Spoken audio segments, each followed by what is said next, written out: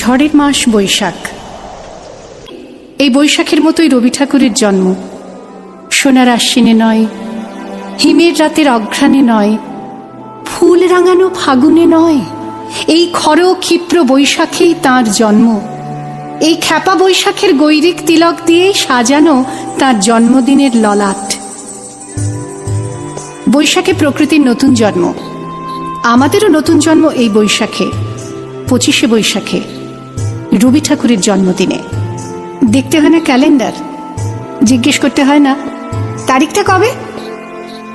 আগে থেকেই বুকের মধ্যে সাড়া ওঠে, 25শে বৈশাখ আসছে, রবি ঠাকুরের জন্মদিন। বছরে একটা দিনের জন্য তারা নতুন হয়ে যায়। চারপাশে নীলে লালে সবুজে হলুদে রঙিন ফুলের আলপনা, মাঝখানে খয়েরি রঙের সুতোয় রোজ দুপুরের না ঘুমানো চোখে কাজের ক্লান্ত অবসরে বোনা হয়ে চলেছে সেই 4টে লাইন। উদয়ের পথে শুনিকার বাণী, ভয় নাই ওরে ভয় নাই, নিঃশেষে প্রাণ যে করিবে দান, ক্ষয় নাই তার ক্ষয় নাই। শুধু কি সূচি কাজে?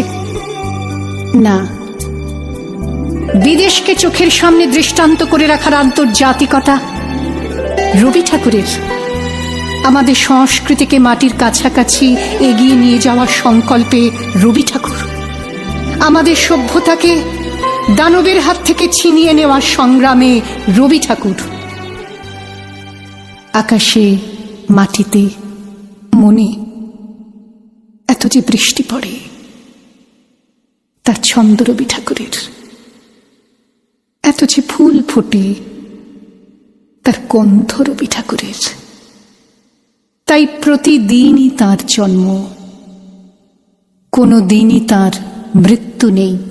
কালের কালা পাহাড় এসে কোনো দিন যদি ভারতবর্ষ থেকে সমস্ত ঠাকুরের পুজোর প্রদীপ নিভিয়ে দিয়ে যায়, তবু একটি ঠাকুরের বেদী চিরকাল থাকবে মাটির সঙ্গে গাঁথা।